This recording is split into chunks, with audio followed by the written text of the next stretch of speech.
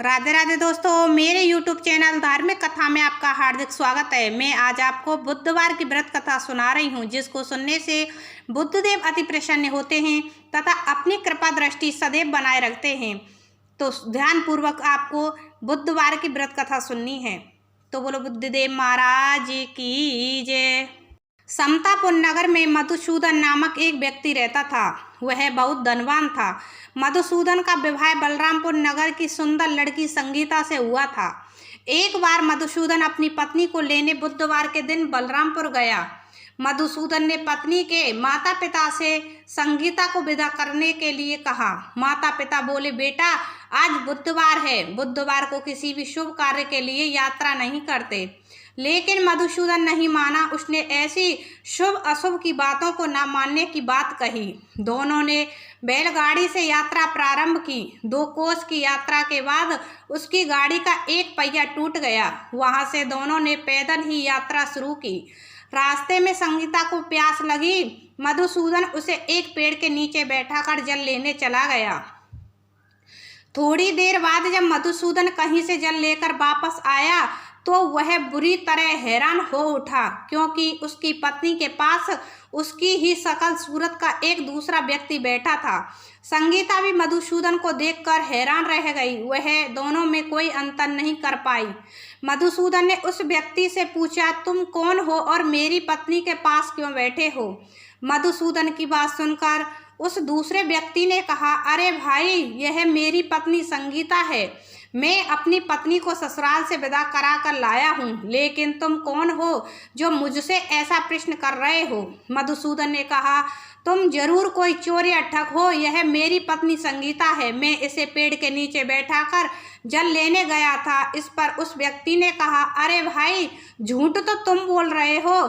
संगीता को प्यास लगने पर जल लेने तो मैं गया था। मैंने तो जल लाकर अपनी पत्नी को पिला भी दिया।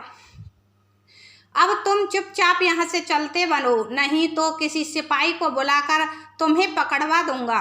दोनों एक दूसरे से लड़ने लगे। उन्हें लड़ते देख बहुत से लोग वहां एकत्र हो गए। नगर के कुछ सिपाही भी वहां आ गए। सिपाही उन दोनों को पकड़कर राजा के पास ले गए। सारी कहानी सुनकर राजा भी कोई निर्णय नहीं कर पाया।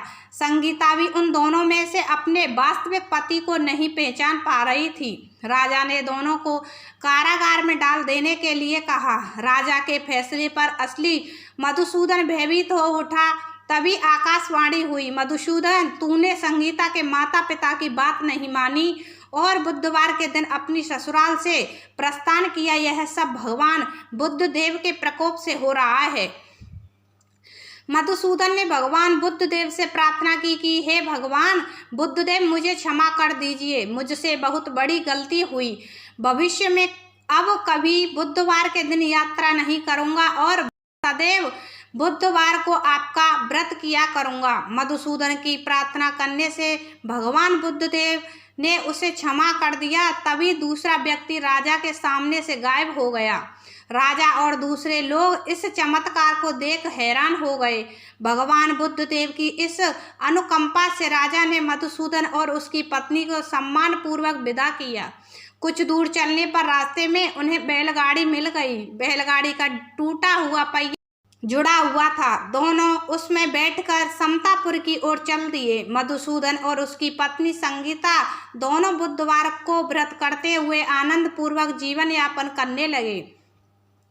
इस तरह भगवान बुद्धदेव की कृपा से उनके यहाँ खुशियाँ बरसने लगी। इस तरह जो स्त्री पुरुष विधिवत बुधवार का व्रत करके व्रत कथा सुनते हैं, भगवान बुद्धदेव उनकी सदैव रक्षा करते हैं तथा उनके सभी कष्ट दूर करते हैं। तो बोलो बुद्धदेव महाराज की जय।